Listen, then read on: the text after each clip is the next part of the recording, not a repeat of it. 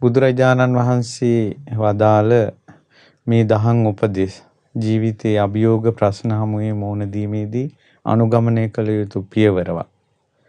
ඉතින් ඒකෙදින් අපිට පළමුවෙන්ම බුදුරජාණන් වහන්සේ වදාළ ප්‍රශ්නයක් අභියෝගයක් ආවට පස්සේ බය වෙන්න එපා, අඬන්න එපා, ශෝක කරන්න එපා, කලබල වෙන්න එපා.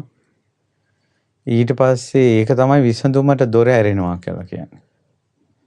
මොකද අඬීමෙන් ශෝක කිරීමෙන් සතුරුයි සතුටු වෙන්නේ, මිතුරන්ට දුක උපදිනවා. ඊට පස්සේ අපි ජීවිතේට විසඳුම් හොයන්න ඕන. ඒ විසඳුම් හොයන ක්‍රම ටික තමයි අපි මේ සාකච්ඡා කරන්නේ. අදාළ විසඳුම අදාළ තැනට යොදා ගැනීම නුවණේ කෘත්‍යයක්. බුදුරජාණන් වහන්සේ දේශනා කරනවා සංසාරේ තථාගතයන් වහන්සේ ප්‍රශ්න අභියෝග හමුවේ අදාළ විසඳුම අදාළ තැනට යෙදෙව්වා. ඒ තුලින් බුදුරජාණන් වහන්සේ තුල ප්‍රඥා පාරමිතාව මුදුන්පත් වුණා කියනවා. ඉතින් ඒ නිසා මේ උපාය කෞසල්‍ය අපි තුල ඇති කර ගැනීමෙන් මේ ජීවිතයේ අභියෝග වලට මුහුණ දෙන්න ශක්තිය ලැබෙනවා. ඊළඟ තමයි අපි තුල ධර්ම අවබෝධය කරන ප්‍රඥාව ඇති වෙනවා. අන්නේ ඒ ඉලක්ක කරගෙන තමයි අපි මේ දහම් උපදේශ සාකච්ඡා කරන්නේ. ඔය මීට කලින් වැඩසටහනකත් සාකච්ඡා කළා මේ බාරහාර වීම, පඳුරු ගැට ගැසීම, ඊළඟට දෙවි දේවතාවොත් එක්ක තියෙන ගනුදෙනු. අදත් අපි ඒ ගැන කතා කරන්න කල්පනා කළා. ඒක වෙනස් ආකාරයකින් අද අපි කතා කරන්නේ.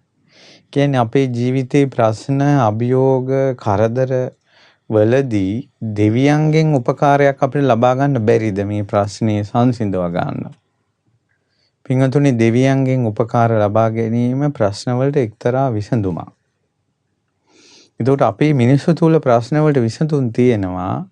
මිනිසුන්ගේ තියෙන දෝෂේ තමයි ඒ විසඳුමමයි ජීවිතේ. දැන් අපි කියමුකෝ ප්‍රශ්න වලට එක විසඳුමක් තමයි ධනය, මුදල් කියන එක. නමුත් මිනිස්සු හිතනවා සියලු ප්‍රශ්න වලට උත්තරේ මුදලයි කියලා. ඒ නිසා සල්ලි පිටිපස්සේ හඹාගෙන යනවා. දැන් අපි කියමු ප්‍රශ්න වලට විසඳුමක් තමයි දෙවියන්ගෙන් උපකාර ගැනීම. ඒතකොට සියලු ප්‍රශ්න වලට විසඳුම දෙවියන්ගෙන් උපකාර ගැනීම කියලා හිතුව තමයි ඊළඟ වැරද්ද වෙන්නේ. හරි, අපි කොහොමද අපේ ප්‍රශ්නයකදී විසඳ ගන්න බැරි ප්‍රශ්නයකදී දෙවි කෙනෙක්ගෙන් උදව් උපකාර ගන්නෙ? ඒකට අපි බාර වෙන්න ඕනද? ඒකට අපිට පහන් තියන්න ඕනේද? ඒකට අපිට පඳුරු ගැට ගසන්න ඕනේද? ඒක අපි අද සාකච්ඡා කරමු. මං හිතනවා ඕනම කෙනෙක්ගේ ජීවිතේ එක අවස්ථාවක් හරි දෙවියන්ගෙන් උපකාර ලැබුණ අවස්ථා තියෙනවා. නෑ කියලා කියන්න බෑ. දැනුවත්ව හෝ නොදැනුවත්ව. අපි බලමු මෙහෙම සිද්ධියක්. බුද්ධ කාලේ වෙච්ච දෙයක්. බුදුරජාණන් වහන්සේ මේ දේශනාව වදාළේ ඔය බුද්ධ කාලේ වෙලෙන්දෝ දෙන්නේ වෙලඳාම ගියා එකට වෙලඳාම් කරන්න. එක්කෙනෙක් කුලවත්. අනිත් එක්කෙනා ටිකක් සාමාන්‍ය කුලයකයි. දෙන්න එකතු වෙලා වෙලඳාම් කරලා ලාභේ බෙදද්දි අරයා එකෙන් වැඩි කොටසක් අපේ කුලේ අපි උසස් කුලවල අයනේ කියලා කුලයට වෙනම ලාභයක් ගත්තා. ඉතුරු එක දෙකට බෙදුවා. ඊට පස්සේ අරයා නිකන් හිටියේ නෑ. එයා කිව්වා මේ සෙල්ලම් කරන්න එපා. දෙන්න එකට බිස්නස් කළා නම් ගානට බෙදපන්. කියලා ටිකක් සැරට කතා කළා. යාන්තම් මේ ප්‍රශ්නේ එතනින් විසඳුණා. කුලේ කැලේට ගියා. ඉතින් ওই උපාසක මහත්තයා මේ අර සාමාන්‍ය කුලයක ඉන්න කෙනා බුදුරජාණන් වහන්සේ මුණ ගැහෙන්න එන කෙනෙක්. බුදුරජාණන් වහන්සේත් එක්ක වදාළ ස්වාමීනි මේ පාර වෙලඳාමේ ගිහිල්ලා මෙහෙම සිද්ධියක් වුණා කියලා. බුදුරජාණන් වහන්සේ වදාළ ওই මිනිසයා ওই විදිහට වෙලඳාමේදී වංචා කරනවා කියන එක කලින් ජීවිත එකක් කරලා තියෙනවා. ඒ ජීවිතේ ওই ගැටේට අහුනේ මම කිව්වා. දැන් බලන්න අර එකම දේ නැවත නැවත වෙනවා. ඒකනේ කියන්නේ මේ ජීවිතේ ධර්මයට පහින් ගහන්න එපා. මේ ජීවිතේ ධර්මයට විරුද්ධ වෙන්න එපා. මේ ජීවිතේ කල්යාණ මිත්‍ර උපදේශ අහක දාන්න එපා. ඕක පුරුද්දකට යයි කියලා. බුදුවරු මුණ ගැහුණත් රහතන් වහන්සේලා මුණ ගැහුණත් එදාට මේ බුදුවරු රහතන් වහන්සේලා ඔබට වටින්නේ නැතිව ඒ කියන්නේ ඔබගේ ජීවිතේ අන්ධකාරයම තියෙයි. මේ බණපදයක් අහලා ඔබගේ ජීවිතේ වෙනස් වුණා කියන්නේ මේ දහම් උපදේශයකින් ජීවිතේට හරයක් ගත්තා කියන්නේ ඔබට බුදුවරු මග හැරෙන්නේ නැහැ. බුදුරජාණන් වහන්සේ දේශනා කරනවා පින්වත ඒ කාලේ ඔය මිනිස්සේ මමයි අයියා මල්ලි. සහෝදරයෝ දෙන්න. සහෝදරයෝ දෙන්න එකට වෙලඳාමේ ගියා. වෙළඳාමේ ගිහිල්ලා අධික ලාභයක් ලැබුවා. ඒතර කහවණු 1000ක්. කහවණු 1000ක පොදිය අරගෙන අපි දෙන්න එයා මගේ බාල මල්ලි. ඉතින් අපි දෙන්න වෙළඳාමේ ගිහිල්ලා ලාභේ තරම් දැන් එනවා ගම් බිම් බලා. ගම් තොටක නැවතුණා. නැවතුණාට පස්සේ අපි දෙන්න ගෙනාපු බත් මුළවල් දෙක ලියාගෙන කෑවා. ඊට පස්සේ අර වැඩිමාල් සහෝදරයනේ බෝධිසත්වෝ වැඩිමාල් සහෝදරයා බත් මුල ලියාගෙන කාලා ඉතුරු බත් ටිකක් ගඟේ මාළුන්ට දැම්මා. මාළුවෝ උඩ පැන පැන බත් කෑවා. මෙයා බලා ඉඳලා සතුටු වෙලා ගඟ දිහාට වැඳගෙන කියනවා මේ ගංගාවට අධිග්‍රහිත දේවතාවෙක් වෙත්නම් මම මේ සත්තුන්ට ආහාර දැමූ පින අනුමෝදන් වේවා කියලා. එයා එහෙම කියනකොට එහෙම අදිෂ්ඨාන කරනකොටම අර දිව්‍ය රාජයාගේ යසහිසුරු බලාගෙන ඉඳින් වැඩි වුණා. මේ ගංගා දේවතාවාගේ. එතකොට මේ පින දැන් අපිට මිනිසෙකුට පින අනුමෝදන් කරද්දී දැනෙන්නේ නැහනේ.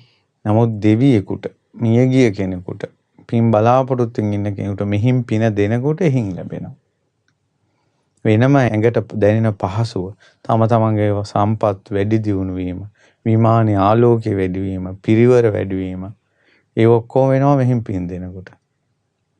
ඒතකොට මේ දිවි රාජ්‍ය බැලුවා මොකක් මුල් කරගෙනද මගේ සම්පත්තිය වැඩි උනේ කියලා. ඒතකොට දැක්කාර ගඟේ මාළුන්ට බත් දාලා මිනිස්සෙක් පින් දීලා. ඉතින් හරියට සතුටු වුණා.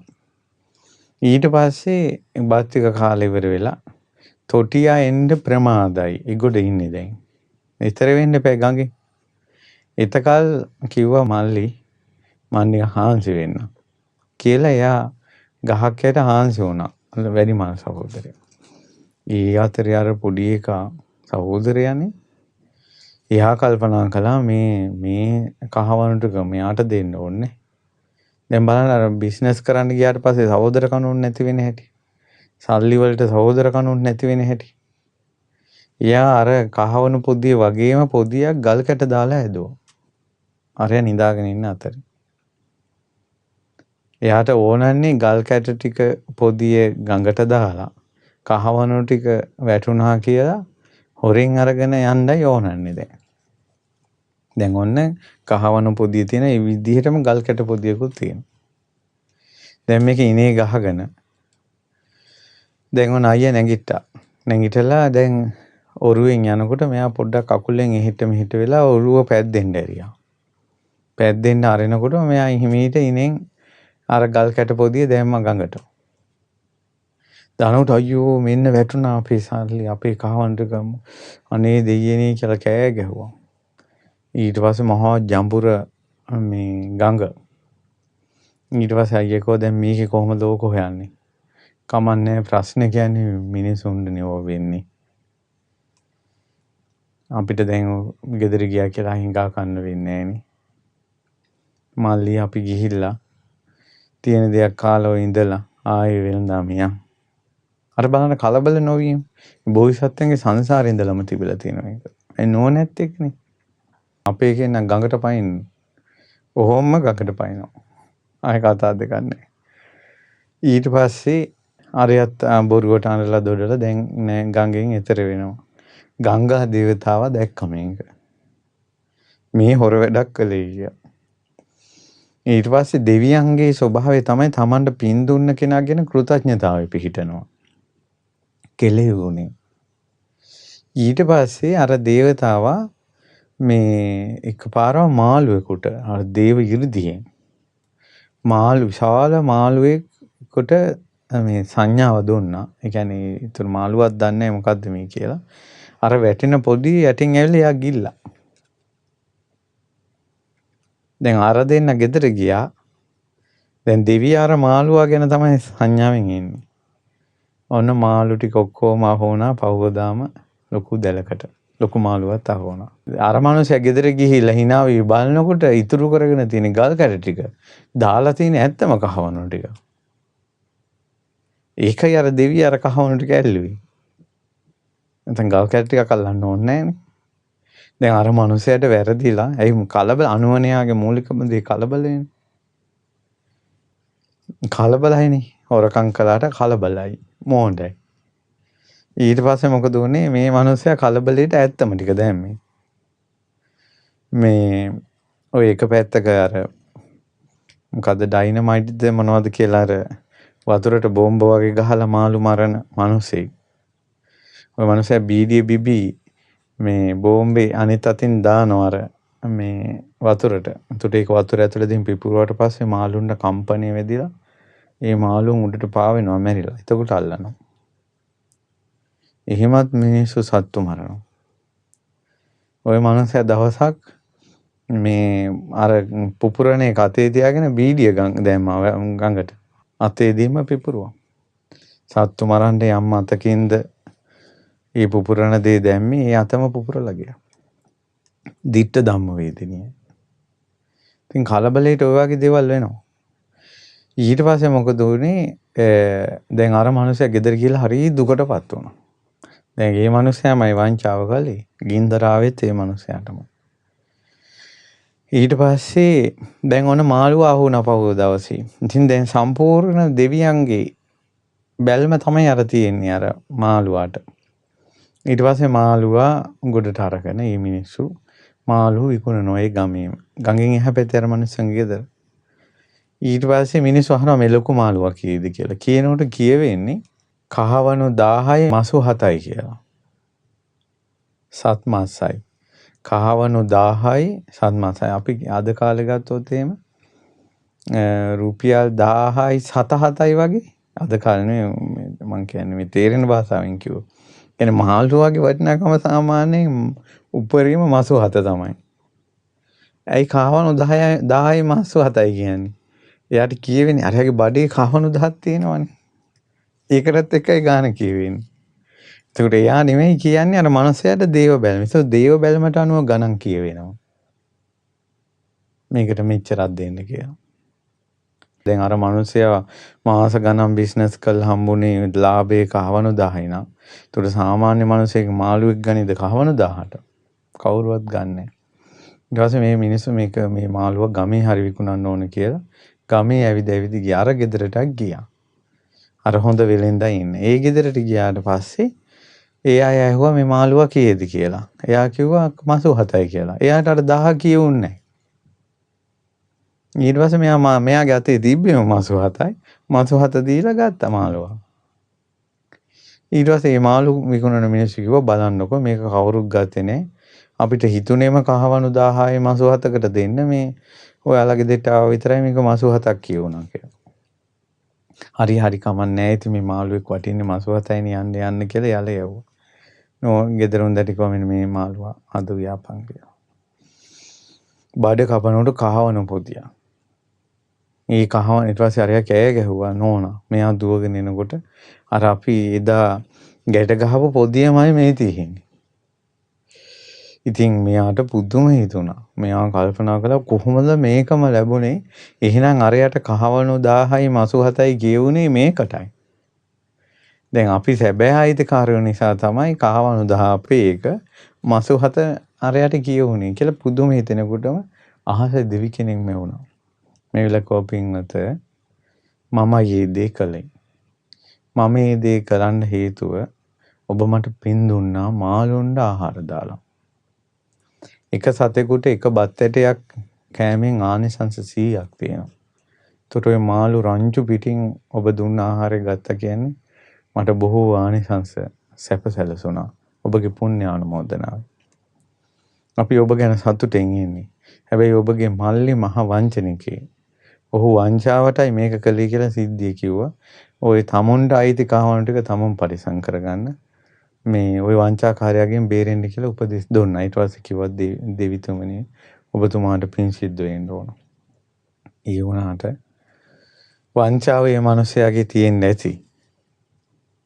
ඒකේ මිනිස්යාගේ හිතනේ. නමුත් වෙනදාම් කරද්දී අපි දෙන්න මේකට මහන්සි වුණා. ඒ නිසා අමනාපයක් හිතන්න එපා. මම මේකෙන් භාගයක් ආයේ මල්ලිට දෙනවා කියලා. ඒ කොහොමද මිනිස්සෙක් මෙහෙම හිතන්නේ? බෝධිසත්වෙක් නිසා. බෝසතුන් අර දෙවියා කිව්වත් තමන්ගේ ගුණයට හානි කරගන්නේ. ඊට පස්සේ ඔබ කැමති දෙයක් කරන්න කියලා දෙවියා අතුරුදහන් වෙලා ගියා. ඉතින් ඊට පස්සේ එයා කහවණු 500කුත් දුන්නා අරයට. ඉතින් මල්ලි වෙලා හිටියා ඒ වංචාව තවමත් යනවා කො දිගට. කොහේ හරි වංචාවක් කරන්නමයි බලන්නේ කිව්වා. බුදුරජාණන් වහන්සේ ඒ වෙලාවේ ওই වෙලෙන්දාට මොන හරි විසඳුමක් දුන්නේ නැහනේ. සසර සිහි කළා. ඒ නිසා අපේ සමහර ප්‍රශ්නවලදී සංසාරේ සිහි කරන්න වෙනවා. මේ මිනිස්සු සංසාරේ ඉඳලා පුරුදු කරගෙන ඉනේවවා කියලා. හරි දැන් මම කියන්නේ ගියේ බාරහාර පැත්තේ. අන්න දිව්‍යවරුන්ගෙන් උපකාර ලැබුණු ක්‍රමයක්. ඒ දෙවියන්ට යම්කිසි පිනක් අනුමෝදන් කළා. අනුමෝදන් කළාට පස්සේ දෙවියන්ගේ දේවගතිය තමයි කෘතඥතාවය. කෙලෙහි ගුණ නැති එක්කෙනෙක්වත් දෙවියන් අතර උපදින්නේ නැහැ. ඒ නිසා කෘතඥතාවයේ පිහිටනවා දෙවියන්ට. ඉතින් ඒ නිසා දැන් ඔබ දැන් මොකක් හරි දෙවි කෙනෙක්ගෙන් බාරයක් ආහාරයක් වෙලා මේ එහෙම පිහිටක් ගන්න හදනකොට ඔබ ඒ දෙවියන්ට දෙන තුටුපන්රුව මොකද්ද? පළතුරු වට්ටි විතරද? ගැට ගහන පන්ර විතරද? අන්න ඒ නිසා තමයි මම දැකලා තියෙනවා. අපි සමහර අවස්ථාවලදී දෙවියන්ගෙන් යම්කිසි උපකාර සිහිපත් කරන අවස්ථා තියෙනවා. ඒව කරන්නේ දෙවියන්ට පින් දීලා. කියන්නේ සක් දෙවිඳුන්ට අපි කාරණාවක් සිහි කරනවා නම් සක් දෙවිඳුන් වෙනුවෙන් මල් පහන් සුන්දුම් බුදුරජාණන් වහන්සේට පූජා කළා. ඒ පින දෙවිවරුන්ට අනුමෝදන් කරනවා. අනුමෝදන් කරලා අපේ කාරණාව සිහි කරන අවස්ථා තියෙනවා. ඉතින් ඒ නිසා පිනත් එක්ක දෙවිවරුත් එක්ක සම්බන්ධ වුණා. උඩ පළතුරු වට්ටියක් තියෙනවා නම් ඒකත් තියලා. හරි පඳුර ගැට ගහන්න මොයි නම් ඒකත් ගැට ගහලා. පිනක් එක්ක දෙවිවරුත් එතන මම මේක කළොත් මේක දෙනවා කියලා ඝන දෙනුවක් නැහැ එතන. අර වෙලඳාම යාපු කෙනාට ඝන දෙනුවක් නැහැනේ. ඝන දෙනුවක් නැහැ. ඒකේ තියෙන්නේ අදිෂ්ඨානයක්. පින් දෙනවා යම්කිසි අදිෂ්ඨානයක් කරනවා. එතකොට අපි කියමුකෝ මේ ඔන්න කතරගම යනවා. කිරි විහෙරට මල් පහන් සුන්දුන් ආදී පූජා කළා කතරගම දෙවියන්ට පින් දෙනවා. පින් දීලා තුනුරුවන්ගේ ආනුභාවයෙන් කතරගම දෙවියන්ගේ දිව්‍ය උපකාරයෙන් මම මේ දවස්වල මෙහෙම කරදර පිටේ ඉන්නේ. මට මේ පින් දහම් කරගෙන සැනසෙල්ලේ ඉන්න මට ආශිර්වාද දේව උපකාර සැලසේවා. එච්චරයි. අරක වුණොත් මේක මෙහෙම කරන්නම් කියලා ඝන දෙනු නැහැ එතන. පිනත් එක්ක සම්බන්ධයක් තියෙනවා. මයංගන යනවා සිරිපාද යනවා හොඳට වඳිනවා පුදනවා පිරික් කියනවා. ඒ පින සමන් දෙවියන්ට අනුමෝදන් කරනවා. මේ උතුම් සෑය අනුභවයෙන් තුනුරුවන්ගේ අනුභවයෙන් සමන් දෙවියන්ගේ දුපකාරේ මේ පිනුත් අනුමෝදන් වෙලා මම මේ දවස්වල මෙහෙම කරදරයක ඉන්නවා. මට මේ සැනසෙල්ලේ පින් දහම් කරගෙන පාඩුවේ වාසය කරන්න තුනුරුවන්ගේ ආශිර්වාදේ සමන් දෙවියන්ගේ උපකාර සැලසේවා. ඒ වගේ. එතකොට ඒ වගේ ඒ අදාළ ප්‍රදේශවල දෙවිවරුන්ට එතකොට සෑයවල් වැඳලා බෝධීන් වහන්සේලා වැඳලා පින් දහම් කරලා දානමාන පූජා කරලා ඒ වගේ දෙවියන් අර පිනත් එක්ක සම්බන්ධ වෙන ක්‍රමයක් ගත්තොත් හොඳ නැද්ද? ඔබ අහලා නැද්ද ඔය කොසල් මහ රජුරුවන්ගේ රජුරුව ඔය මිනිසෙක් මරන්න ප්ලෑන් කරලා ඒ මිනිසයාව යවුවා නවනීත මැටි කඩුපුල් මලුයි අරන් එන්න කියලා. ඉතින් මේ මිනිසයා බත් මුලක් බැඳගෙන තමයි දැන් ගියේ. හවස් වෙනකොට එන්න ඕන. මේ මිනිසයා ගඟක් ළඟදීන් මේ බත් කාලා මාළුන්ට බත් දැම්මා. දාලා ඒ පින ඒ පොකුණේ අධිග්‍රහිත දෙවියන් අනුමෝදන් කළා කිව්වා දෙවිතුමනි මේ පින අනුමෝදන් වෙත්වා. අනුමෝදන් වෙලා මං කරදරයකටපත් වෙලා ඉන්නවා. නවනීත මැටි කඩුපුල් මලුවේ මට ගේන්න කිව්වා. ගෙනිච්ච නැත්නම් මගේ ජීවිතය ඉවරයි. මට පුළුවන් නම් මට උපකාරයක් කරන්න මේ ප්‍රශ්නේ විසඳ ගන්න කියලා පින් දුන්නා. එතකොටම විස්මාරු කරගෙන ඒ ගඟට අධිග්‍රහිත පොකුණට අධිග්‍රහිත නාගරාජයා මතුණානේ. මතු වෙලා එයාගෙන් විස්තර අහලා නවනීත මැටි කඩුපුල් මලුව එයාගේ අතටම ගෙනත් දුන්නා. පින් අනුමෝදන් වෙලා සතුටු වෙලා. ආන්න එහෙම ක්‍රමයක් තියෙනවා. එතකොට බෞද්ධයෙක් විදිහට තෙරුවන් සරණ ගිහි ශ්‍රාවකෙක් විදිහට දෙවියන් එක්ක ඒ වගේ ගනුදෙනු තියෙනවා. තමන්ගේ ප්‍රශ්නෙට උත්තරයක් හම්බ වෙනවා. ඊට පස්සේ තව තියෙනවා වේලුකණ්ඨකේ නන්ද මාතාව. වේලුකණ්ඨකේ නන්ද මාතාව පිරිස් අධ්‍යයනා කළා ඒ පින දෙනවා වෛශ්‍රවණ දිව්‍ය රාජ්‍යයට. වෛශ්‍රවණ දිව්‍ය රාජ්‍ය සතුටු වෙලා කියනවා හිට දවසේ 300ක් සංඝයා සාරිපුත්ත මහරහතන් වහන්සේ මුගලන් මහරහතන් වහන්සේ පෙරටු කරගෙන වේලුකණ්ඨකේ ගමට වැඩම කරනවා. නැගණිය ඒ මහරහතන් වහන්සේලාට දානේ පූජා කරන්න ඒ පිනත් මට දෙන්න කියලා. ඒ නිසා වෛශ්‍රවණ දිව්‍ය රාජයා එහි පින කැමති වුණා. සංඝයාට දම්පැන් පූජා කරලා අනුමෝදන් කරන පින. ඒ නිසා ඉතින් ඔබත් සාංගික දානයක් පූජා කරපු අවස්ථාවක ඒ පින ඒ අදාළ දෙවි දේවතාවුන් වහන්සේලාට අනුමෝදන් කළා. මේ හිර වෙලා ඉන්න, පැටලෙවිලා ඉන්න, විඳවන මේ ගැටලුවට විසඳුමක් ලැබේවා කියනකොට මම නම් හිතන්නේ නැහැ විසඳුමක් නොලැබීවි කියලා. Tamante විසඳුමක් ලැබෙන මාවතකට හරි යොමු වෙනවා. මේ පින කියන්නේ මහා ප්‍රබල දෙයක්. සත්පුරුෂකම කියන්නේ මහා ප්‍රබල දෙයක්. එතන තියෙන ඝනදෙනුවක් නෙවෙයි. තවත් කෙනෙක් යටත් කිරීම නෙවෙයි. දෙවියන්ට දෙවියන්ගේ තැන දීලා තියෙනවා අපි ගෞරව කිරීම. තුනුරුවන්ට තුනුරුවන්ගේ තැන දීලා තියෙනවා. හැබැයි ඉතින් මේවා තේරුම් ගන්න නුවණ ඕන. නුවණ ඕන. නැත්තම් මේ බණ ටිකත් වරද්දාගෙන ඕන දැන් දෙයියන්ට පින් දීලා මෙහෙමයි අපි මිත්‍යා දෘෂ්ටිය මේ සරණ යන්න තමයි මේ හදවන්නේ තුනුරුවන්ගෙන් බැහැර කරවන්න අපි හදන්නේ කියලා මොකක් හරි මනස්ගතයක මේ අනුවන ජනයා පැටලෙන්නේ. අනුවනකම කියන එක දැන් අපිට ඕනේ ප්‍රශ්නයකට උත්තරයක් හොයාගන්න. බුදුරජාණන් වහන්සේ වදාලා යම් යම් ආකාරයකටද තමන්ගේ ප්‍රශ්නේ විසඳෙන්නේ ඒ ආකාරයෙන් උත්සාහ කළ යුතුයි. මොකද මෙතනදී අපි බුදුරජාණන් වහන්සේ බැහැර කළේ නැහැ. ශ්‍රී සද්ධර්මයේ බැහැර කළේ නැහැ. ඊළඟට ආර්ය මහා සංඝරත්නය බැහැර කළේ නැහැ. ප්‍රශ්න වලට උත්තර හොයන විසඳුම් ගැන අපි මේ සාකච්ඡා කරන වැඩසටහන එක වැඩසටහනක සාකච්ඡා කළා. අනිත්‍ය දේ අනිත්‍ය විදිහට දැනගෙනම ප්‍රශ්නෙට අත ගහන්න. ජරාවටපත් වෙන දේවල් ජරාවටපත් වෙනවා. ලෙඩ වෙන දේවල් ලෙඩ වෙනවා. මරණයටපත් වෙන දේවල් මරණයටපත් වෙනවා. ෂේ වෙන දේවල් ෂේ වෙනවා. වෙනසෙන දේවල් වෙනසෙනවා. ඔය සනාතන ධම හිතේ තියාගන්න කිව්වා. අනිත්‍ය ලෝකයකයි අපි මේ ප්‍රශ්නේ විසඳ ගන්න හදන්නේ. අනිත්‍ය ලෝකයක. ඒ නිසා අපි මෙතන තියෙන යම් උත්සාහයක් ගැනීම. උත්සාහය කියන එක කොච්චර බුදුරජාණන් වහන්සේ වර්ණනා කළාද? අර ලේනේ මේ වලිගේ තෙම මොහොඳ ඉහිඳ ගියානේ. ඇත්තට මෙයාගේ උත්සාහය සඵල වුණානේ. hina වෙන්නේ ඔයාලා නම්. ලේනට කියන්නේ මෝඩෙක් කියලා. අනුවණයා කියලා කියයිනේ. ඉතින් ලේන කොහොම හරි සක්‍ර දේවේන්ද්‍රයා ළඟට ගෙන්නුවා. මොහොඳේ වතුර වලිගෙන් ඉහලා. ලේනගේ උත්සාහයේ ප්‍රතිඵල දෙනවා. උත්සාහය වීරිය කියන එක දිවුරු ප්‍රශංසා කරන දෙයක්. ශාස්ත්‍රෝන් වහන්සේ වර්ණනා කරපු දෙයක්. අර ඕන දෙයක් වෙද්දෙන් කියලා අර පැත්ත ගහලා නිකම වගේ අමනයෝ වගේ වාසය කිරීම නිවනට ලං වෙන්නේ. අපි වැටුණ වලින් ගොඩ එන්න ඕන. ඒකට තියෙන ප්‍රශ්න අමතක කිරීම නම් අමතක කරන්න උත්සාහ කරන්න ඕන.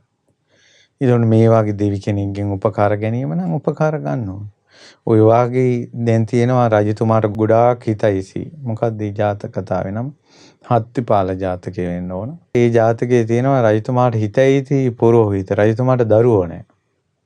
එතකොට මිනිස්සු ඔක්කොම බාරහාර වෙන ගහක් තියෙනවා. ඒ ගහ ළඟට ගිහිල්ලා මේ පුරෝහිත කියනවා ඔබතුමාට මෙච්චර පුද පූජා ලැබෙන්නේ අපේ රටේ රජුරෝ දැහැමිව රට පාලනය කරනවා.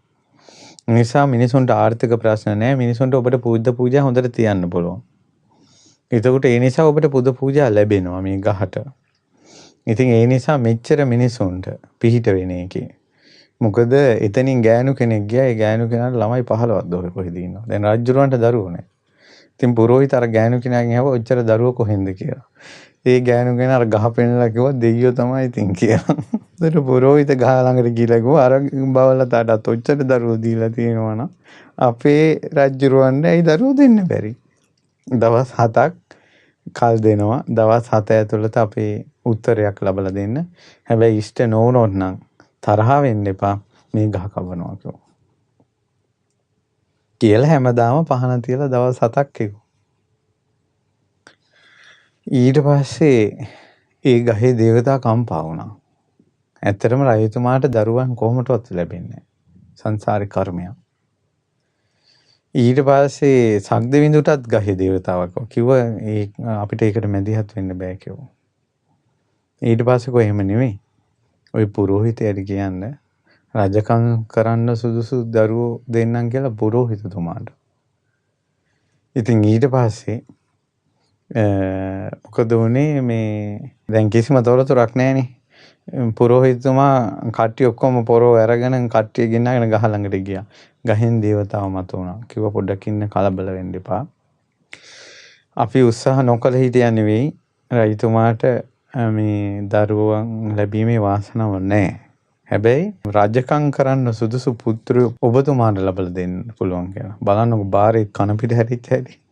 රජතුමාට දරුවෝ දෙන්න කියලා කියන්න ගියේ. ඒකයි සමහර අයට මම කියනවා මේ බාරයක් වෙනකොට අදාළ කෙනාම බාර වෙන්න කියලා. එහෙම නැත්නම් අහල පහල ගෙදර එක්කෙනෙක් ගෙන්නන යනවා බාරහර වෙන්න. අවසානයේ අරයට නෙමෙයි දරුවෝ ලැබෙන්නේ මෙයාටයි. ඉතින් ඒ නිසා අවසානයේදී මේ පුරোহিতතුමාගේ බැමිණියට තමයි දරුවෝ ලැබුණේ. හත්තිපාල, අජපාල, ගෝපාල ඔය ආදි වශයෙන් රජකම් කරන්න සුදුසු කුමාරවරු 4 දෙනෙක් හෝ 5 දෙනෙක් පහළ වුණා. ඉතින් ඒක වෙනම කතාවක්. ඉතින් ඔය වගේ බාරහාර පැති තියෙනවා. අරක කළොත් මේක දෙන්නම් කියලා හෝ ඒ වගේ ඝන දෙනුත් එක නෙවෙයි හැබැයි ඒවා ගිහිල්ලා තියෙන්නේ. ඉතින් අද කාලේ කරන ඒවා කොහොමද කියලා මම ඒවා ප්‍රතික්ෂේප කරන්නේ නැහැ. අපි මිනිසුන්ට පීඩක් නැතුව ඒවා කරන්නේ නැහැ. ඉතින් මොන හරි පීඩක් ඇති. නමුත් මම බුදුරජාණන් වහන්සේගේ ධර්මයට අනුවයි මේක විග්‍රහ කළේ. ඒ නිසා ඔන්න ඔහොම ක්‍රමයකුත් තියෙනවා ජීවිතේ ප්‍රශ්න වලට උත්තර සෙවීමේදී. ඉතින් ඒ නිසා චිත්ත අධිෂ්ඨානයක්. දැන් අර ඉස්සර කිව්වේ ලෙඩක් හැදිලා. එක්කෙනෙක් ලෙඩක් හැදිලා බුද්ධ කාලේ අධිෂ්ඨාන කරා මම මේ ලෙඩෙන් සනීප වුණොත් එහෙම මහාන වෙනවා කියලා. එයා ලෙඩෙන් සනීප වුණා, එයා මහාන වුණා. කෙනෙක් මරණයට ගෙන්නගෙන යනකොට එයා අධිෂ්ඨානයක් කළා මම මොන ක්‍රමයෙන් හරි මේ මරණයෙන් ගැලවුණොත් මම මහාන වෙනවා. ඇත්තටම එයා මරණයෙන් ගැලවුණා. පස්සේ ඇවිල්ලා මහාන වුණා, රහත් වුණා. එක එක්කෙනාට මේ විමුක්තිය කියන එක අමුතු විදිහට ලැබිලා තියෙනවා. ඒ නිසා ජීවිතේ ප්‍රශ්න වලට උත්තර හොයද්දී ඔන්න ඔය වාගේ පැත්තකුත් තියෙනවා කියලා පොඩ්ඩක් මතක තියාගෙන ඉන්න. ඒක තමයි අද දවසේ අපි ධර්මානුශාසනාවට මේ උපාය කුසල වැඩසටහනේදී සාකච්ඡා කරන්නේ.